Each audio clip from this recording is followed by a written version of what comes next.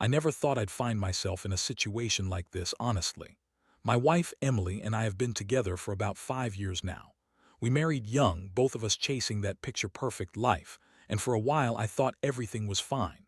She was the kind of girl who always knew what she wanted, driven, confident, a little bitchy sometimes, but in a way that kind of drew people in. We had our ups and downs, sure, but I always thought we were solid. Until recently, that is. Lately, she'd been acting weird. Slight changes in her routine, late nights that turned into early mornings, and her phone, oh, her phone. She'd always been secretive about it, kept it close, hid it from me, even when I'd ask. I'd catch her glancing at her messages quickly, closing apps fast if I got close. I brushed it off at first. Maybe she was just stressed, or maybe she was talking to friends, but deep down I knew something was off. Then there was the little things. She started wearing perfume she'd never worn before. She'd disappear for hours and come back looking refreshed, like she'd been somewhere relaxing. I'd ask her about it and she'd roll her eyes, call me paranoid, say I was overthinking everything. She'd lie smoothly, too, so smoothly I almost believed her.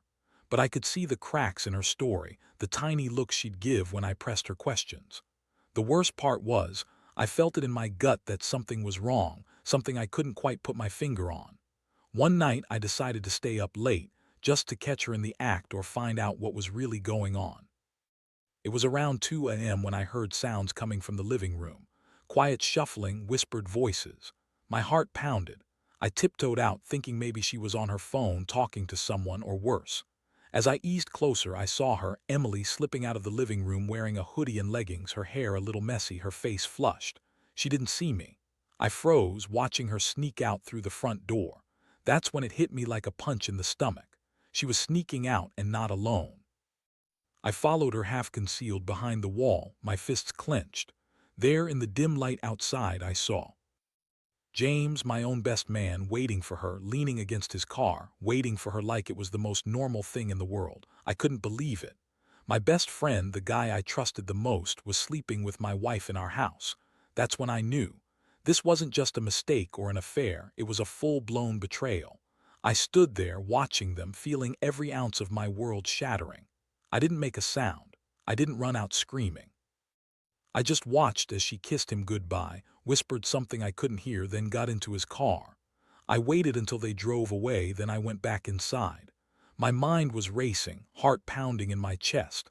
How could she do this? Right here in our house, while I was hopefully sleeping upstairs, and with my best friend. It felt like my entire life was crumbling around me in that moment. After I saw them drive off, I was left standing there in our quiet house, feeling like I'd been hit by a freight train. My hands were trembling and my stomach was in knots. I couldn't sleep that night. Instead, I just sat on the couch, replaying everything over and over in my head. How long had she been doing this?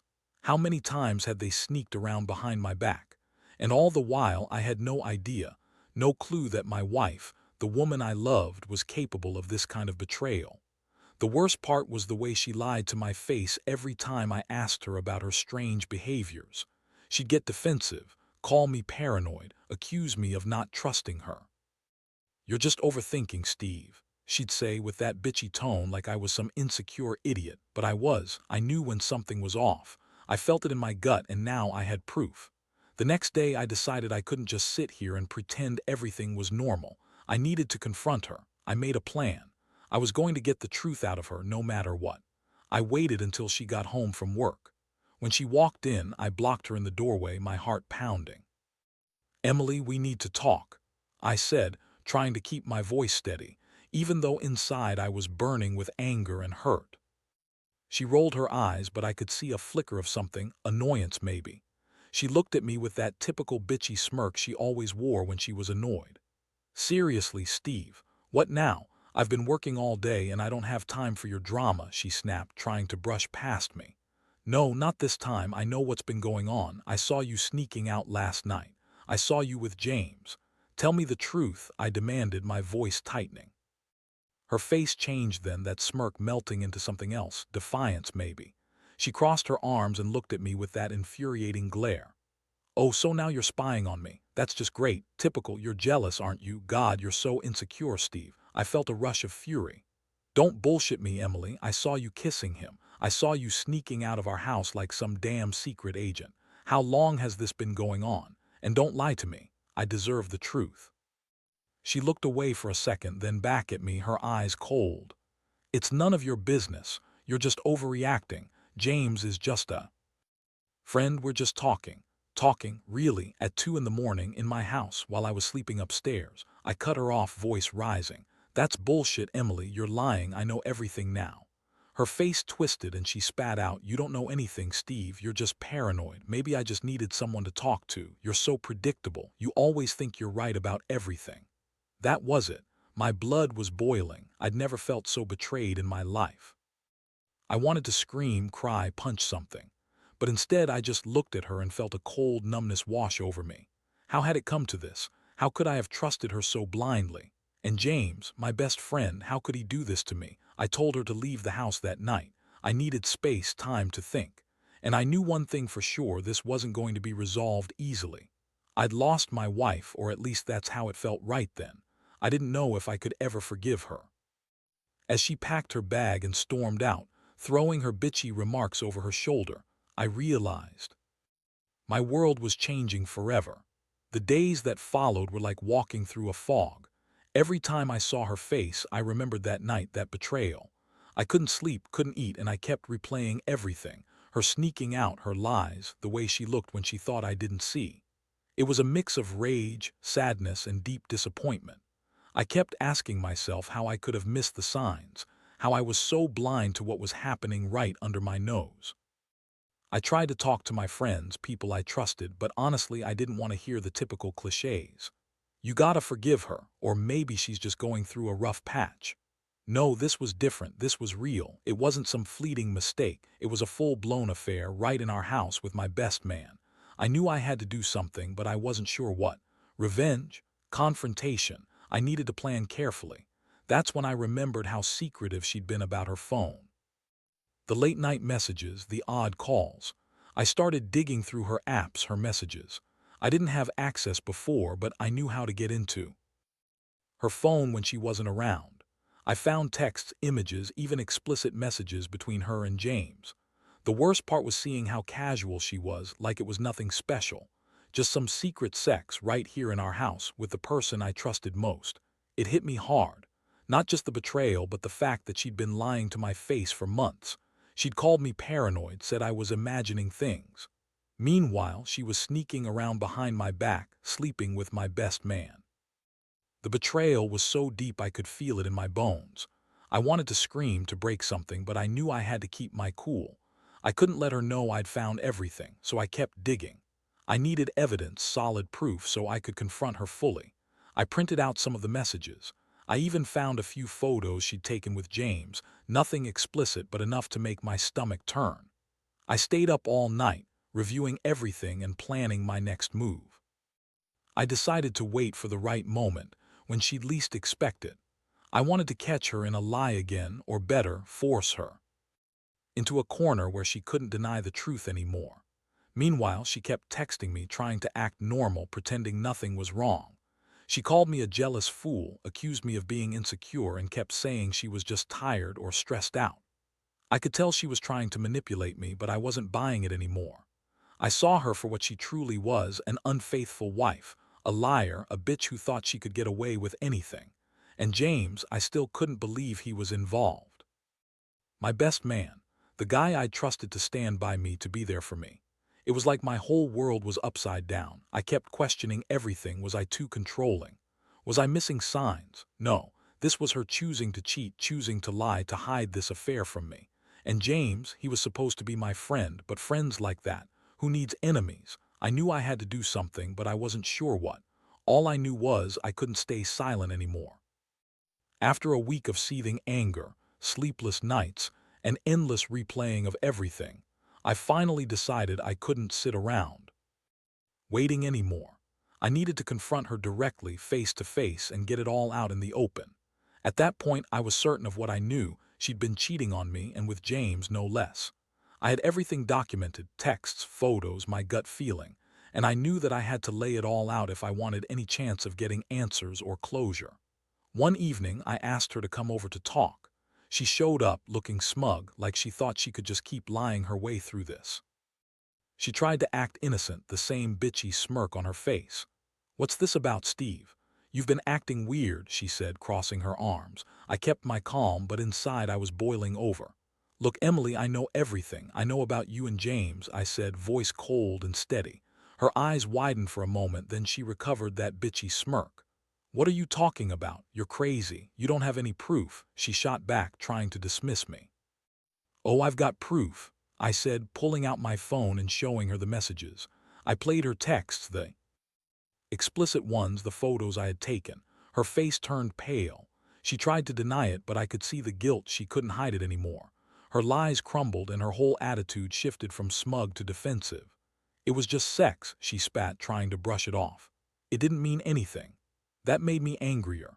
"Just sex? Is that what you call sleeping with my best man in our house? That's more than just sex, Emily. That's betrayal. That's lying to my face for months. How do you justify that? How do you look me in the eyes and say it meant nothing?" She started crying, but not the kind of crying that meant remorse. It was the bitchy, manipulative kind, tears mixed with anger trying to guilt-trip me. "You don't understand.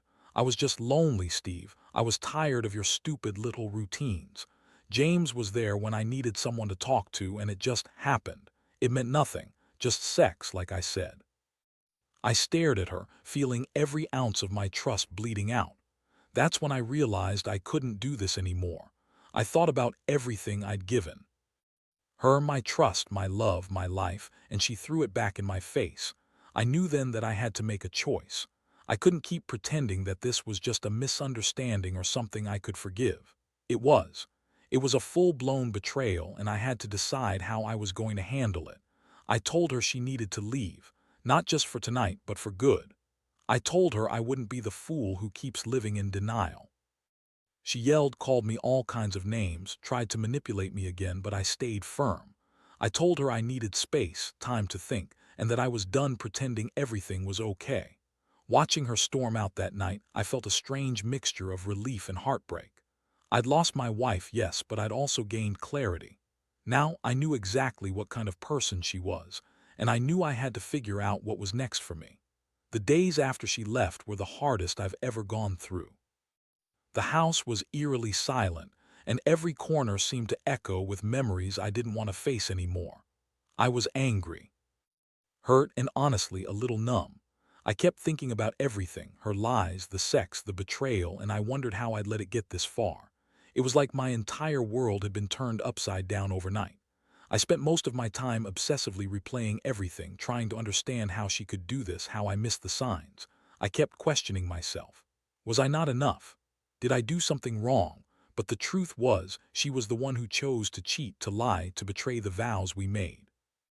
And James, I kept seeing him in my mind. My best man. The guy I trusted to have my back. I kept seeing him with her, kissing her, sleeping with her, right here in my house. That realization was like a punch in the gut every time. I drank a little too much some nights just to numb the pain, and other nights I just sat in silence, feeling the weight of it all. I didn't want her back. Part of me still hoped she'd come crawling, trying to undo what she'd done, but deep down, I knew that wasn't going to happen. I'd been betrayed by the closest people in my life, and I didn't see how I could ever trust any of them again. But I also knew I had to do something about it. I wasn't going to let this destroy me, though I'd admit, some dark days I felt like giving up. I started planning my next move, trying to figure out how to get some control back. I knew I wanted to confront James eventually, face him with everything I had found, but I also knew I needed to be smart about it. One thing I wasn't going to do was let her or James think I was weak or broken. No, this was about standing up for myself, even if it hurt like hell. Then I remembered something. She'd always been possessive, controlling even, and I realized she might try to spin this around, make me look like the bad guy. I needed to be ready. I gathered all my evidence, screenshots, photos, messages, and kept them somewhere safe. I also thought about telling her family, but I wasn't sure if that was the right move yet.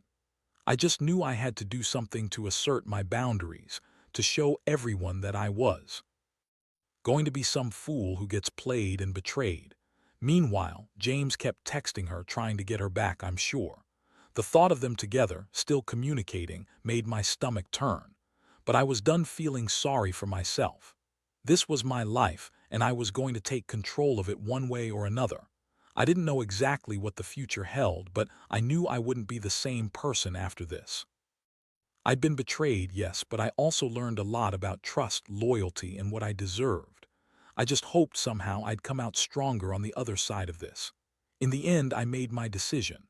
I couldn't stay in a marriage built on lies and betrayal.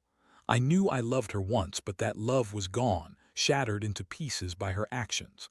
The betrayal with James, my best friend, was the final blow.